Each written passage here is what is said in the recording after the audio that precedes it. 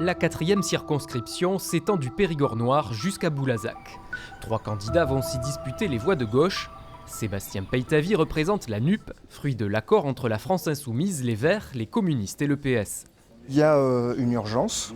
La seule chance pour avoir le plus d'élus possible et avoir la majorité à l'Assemblée est d'y arriver ensemble. Un point de vue que ne partage pas le socialiste Christian Teillac, qui maintient une candidature dissidente. On ne rentre pas dans cet accord qui pour nous est un accord qui ne nous convient pas.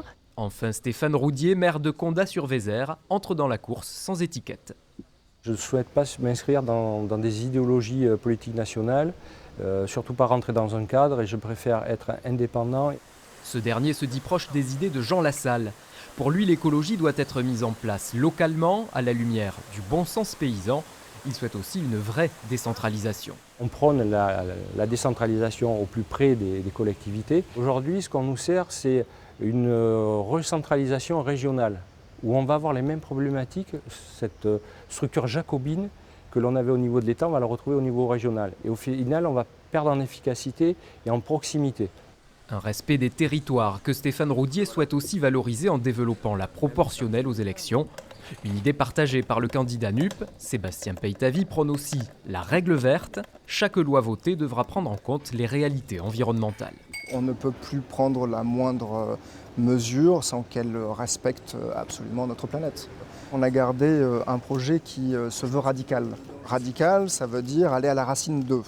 Et donc effectivement, notre projet veut prendre à la racine les différents maux, alors que ce soit au niveau des inégalités, au niveau de l'écologie, et il y a besoin d'une transformation profonde de notre société.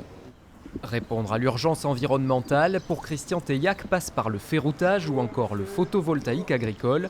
Sur le plan social, il ne veut ni de la retraite à 65 ans d'Emmanuel Macron, ni de celle à 60 ans de la NUP.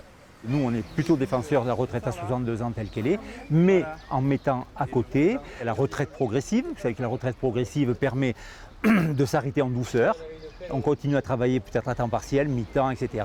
Mais on perçoit une partie de sa retraite. Et au bout de quelques années que l'on a fait ça, notre retraite est revalorisée. Objectif des 3 candidats, rallier la gauche à sa cause dans cette élection où 12,5% des inscrits sont nécessaires pour atteindre le 2e tour.